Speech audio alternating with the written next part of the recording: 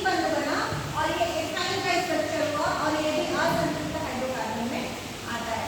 ये वाला आपको क्लियर हुआ? ये तो मैं आपको बता रही हूँ परमाणु क्रमांक का, परमाणु जो आपको स्ट्रक्चर मैंने समझाया था और उसकी जो बाहरी कक्षा में इलेक्ट्रॉनों की संख्या होती है उसके बारे में मैं समझा रही हूँ कि जो अष्टक होता है, मैंने आपको 9th क्लास में भी समझाया था कि नाभिक के चारों तरफ ये जो वृत्ताकार कक्षाएं होती है ना, इसमें इलेक्ट्रॉन होते हैं। ये क्या है? नंबर ऑफ, ये शेल है, नंबर ऑफ शेल कक्षाओं की संख्या है। तो पहली कक्षा में मिनिमम 2 रहते हैं इलेक्ट्रॉन, है ना, दूसरी कक्षा में 8 होते हैं, तीसरी कक्षा में 18 होते हैं।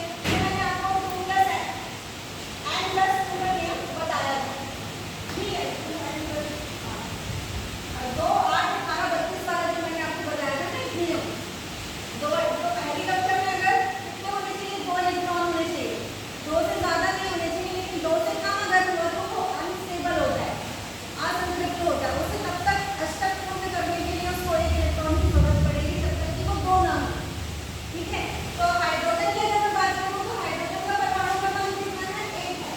कितना है? तो अगर मैं इसमें ही जमाऊं हाइड्रोजन को तो एक ही है, एक इलेक्ट्रॉन यहाँ आ जाएगा, राइट? अब ये क्या हो जाएगा? अनस्टेबल रहेगा क्योंकि इसको 1 इलेक्ट्रॉन की जरूरत और है। तो यही पर यही इलेक्ट्रॉन कार्बन से